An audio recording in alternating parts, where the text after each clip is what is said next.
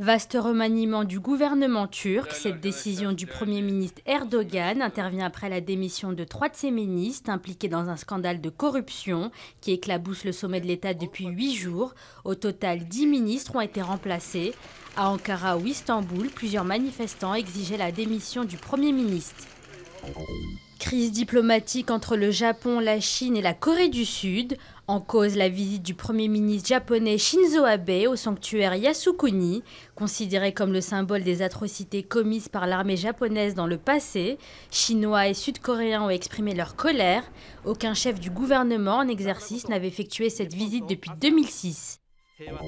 Les violences se poursuivent en Centrafrique. 5 soldats tchadiens de la force africaine ont été tués mercredi dans des affrontements à Bangui. Des tirs d'origine indéterminée ont semé la panique dans les quartiers nord de la capitale, puis près de l'aéroport, provoquant la fuite de milliers de personnes. Selon des habitants, des miliciens anti-Balaka auraient attaqué des soldats du contingent tchadien. L'heure de vérité pour François Hollande. Les chiffres du chômage du mois de novembre seront annoncés en fin d'après-midi. Le président de la République a martelé pendant plus d'1 an son engagement à inverser la courbe du chômage d'ici la fin de l'année.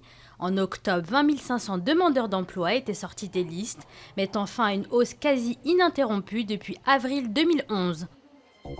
Le sapin n'est pas encore rangé, que les cadeaux se retrouvent déjà sur les sites internet spécialisés dans la revente. Du livre en double en passant par les sous-vêtements, rien n'y échappe. Ce phénomène est entré dans les mœurs. Le site eBay a déjà cumulé des dizaines de milliers d'annonces depuis la matinée de Noël. Pour certains spécialistes, ce phénomène sociétal est lié à la crise. Par le passé, le cadeau qui ne convenait pas restait au fond du placard. Aujourd'hui, on essaye de le valoriser.